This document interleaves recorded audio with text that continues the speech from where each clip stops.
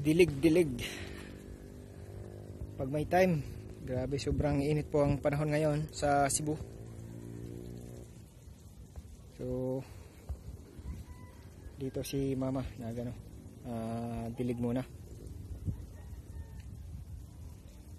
So pangit pag hindi natin madiligan. So update tayo, ano na yung mukha ng mga pananim natin. Ayan, nakikita na natin yung resulta na maaga yung pagpupruning natin.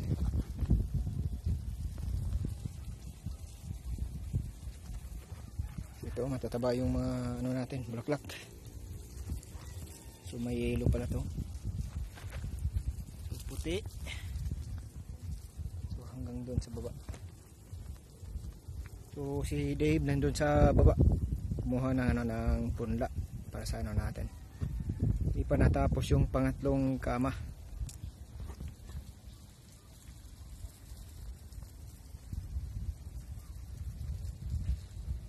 So kita kits.